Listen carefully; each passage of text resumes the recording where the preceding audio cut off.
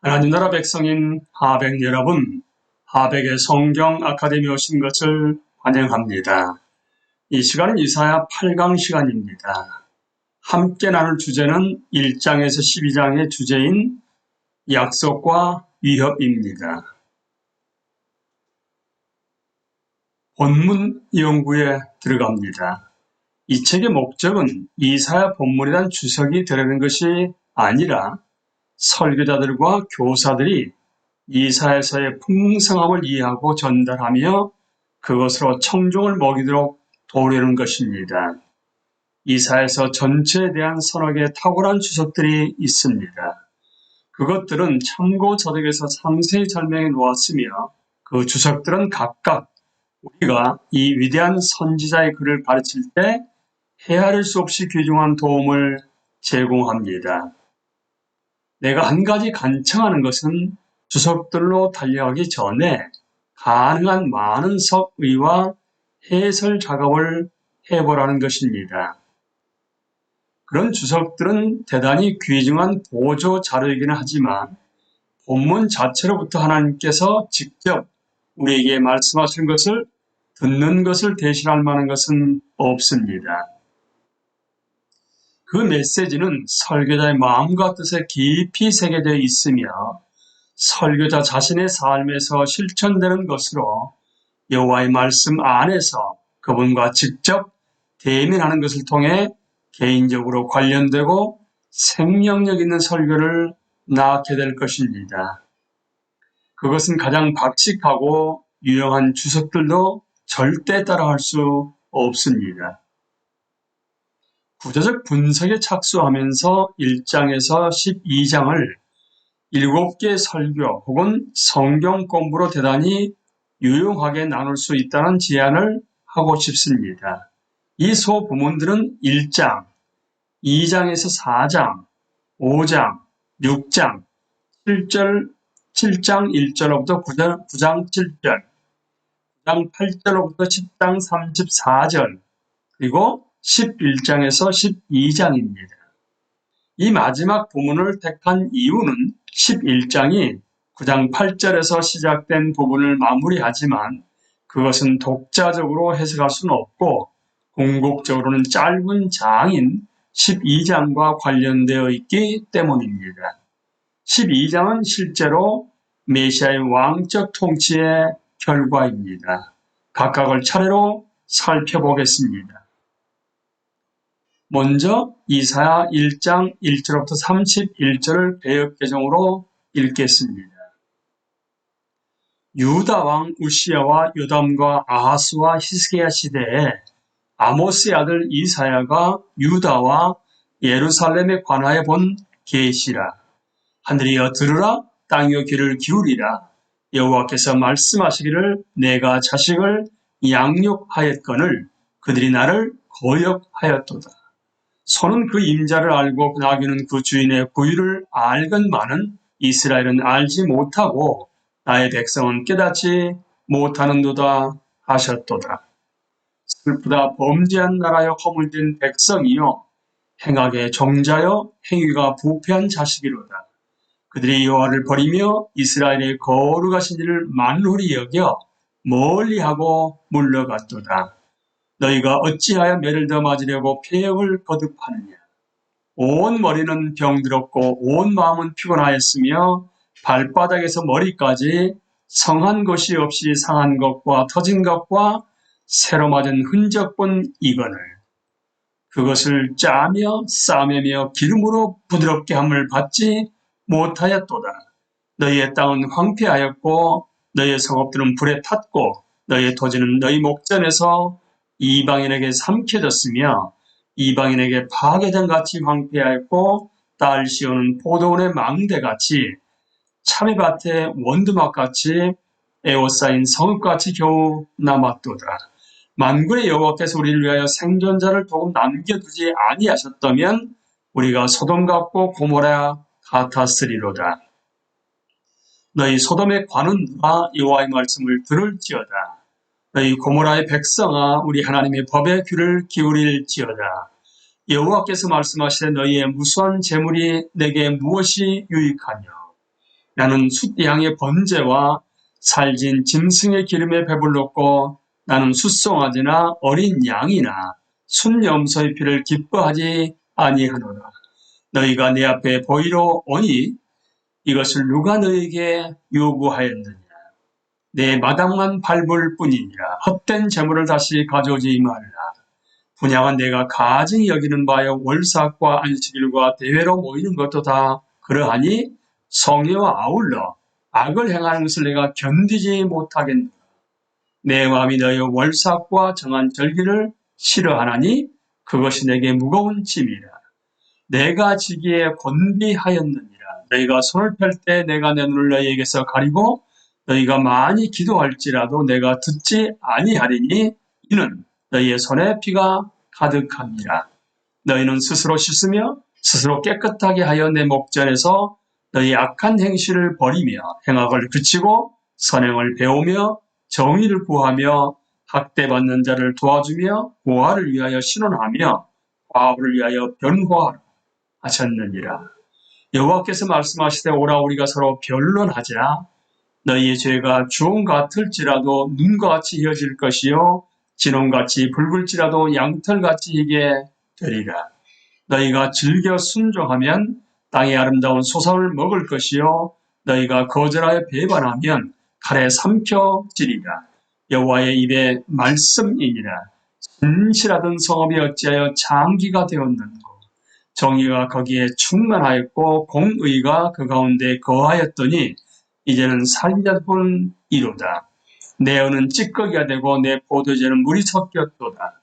내 고관들은 폐역하여 도둑과 짝하며 다 뇌물을 사랑하며 예물을 구하며 고아를 위하여 신원하지 아니하며 고아의 송사를 수리하지 아니하는도다. 그러므로 주 만군의 여호와 이스라엘의 전능자가 말씀하시되 슬프다. 내가 장차 내 대적에 보응하여 내 마음을 편하게 하겠고 내 원수에게 보복하리라.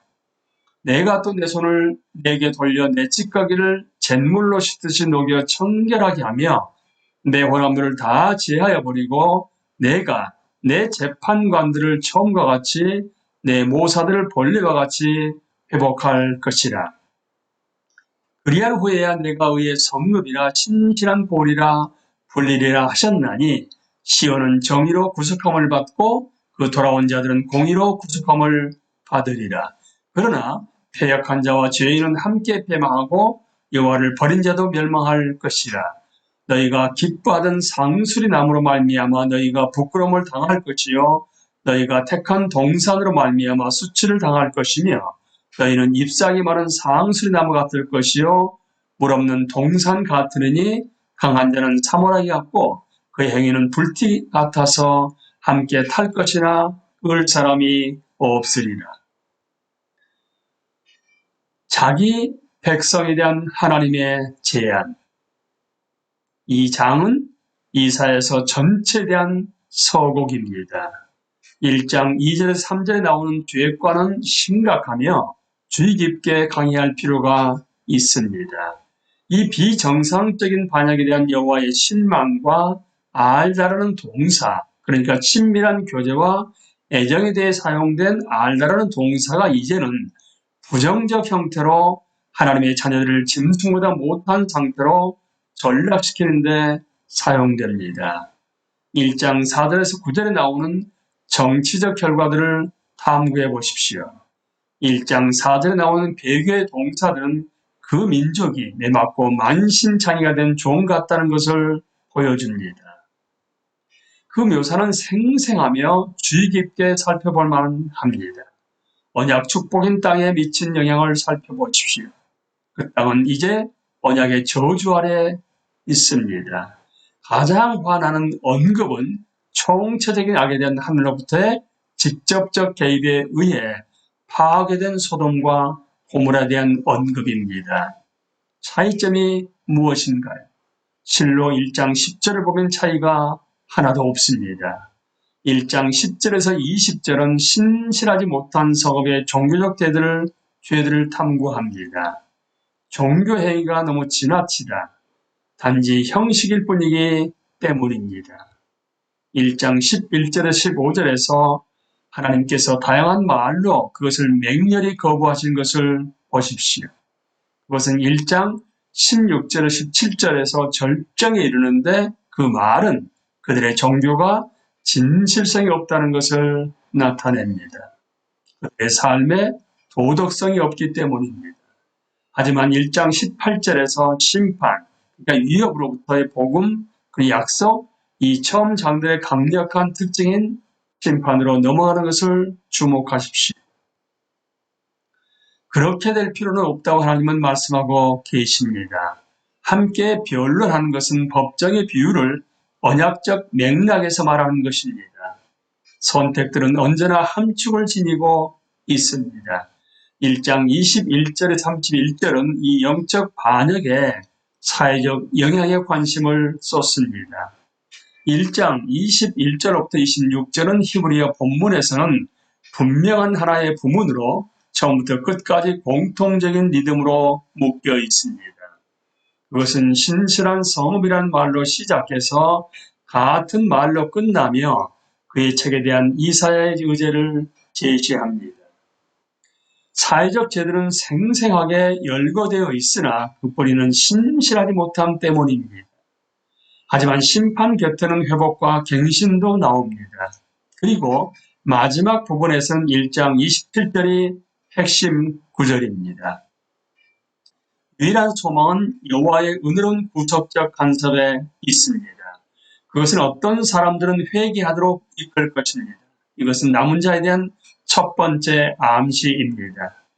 1장 29절에서 31절은 모방 마술과 다산 의식을 향하는 가나안 종교를 말합니다. 이 모든 것은 하나님께서 심판하러 오실 때 다 타버릴 준비가 되어 있습니다. 재앙의 근본 원인은 거짓되고 부적절한 종교입니다. 본문 설교 개요. 제목, 자기 백성에 대한 하나님의 제안. 본문 이사야 1장 1절부터 31절. 구조, 이스라엘의 거루같은 분이 심판해서 그의 백성의 죄의 본질과 그 결과들을 드러내신다. 첫 번째 정치적으로, 두 번째 종교적으로, 세 번째 사회적으로. 성경 공부 인도 1장 2절에서 4절 하나님이 그의 백성을 비난한 죄목, 그분이 온 피조물에게 들으라고 명하는 죄목들은 무엇인가? 왜 그것들이 그처럼 중요한가? 1장 5절에서 9절 이 구절들을 이용해서 유다의 민족적 공정에 대한 묘사를 해보십시오. 왜 이 모든 일이 일어났고 왜 그것은 충격인가? 1장 10절에서 17절 유다의 종교에서 하나님을 역겹게 하고 분노하게 하는 것은 무엇인가? 이것은 하나님 앞에서 그들의 참된 상태에 대해 무엇을 드러내는가? 1장 18절에서 20절 이 구절들은 16절, 17절의 개략적으로 나온 문제와 조화를 이룹니다. 해결책은 무엇이며 유다의 선택은 과연 무엇인가? 1장 21절부터 26절 이 구절들은 현재와 미래 둘 다의 하나님의 총괄적 의지에 대해 무엇을 드러내고 있는가? 1장 27절 31절 1절 반역을 고집하는 사람들의 미래는 무엇이며 대안은 무엇인가? 적용, 여호와께 대한 마음에서 나온 헌신감이 참된 삶의 참된 가치들을 보장해 줍니다. 경건함은 언제나 외적 종교가 아니라 행동으로 나타납니다. 헌신이 시들 때 가치관은 순식간에 약화되어 버립니다. 우리는 언약에 대한 우리의 헌신을 어떻게 할 수 있는가? 겉으로 드러나는 우리의 헌신 속에 비현실적인 뿌리가 있는가?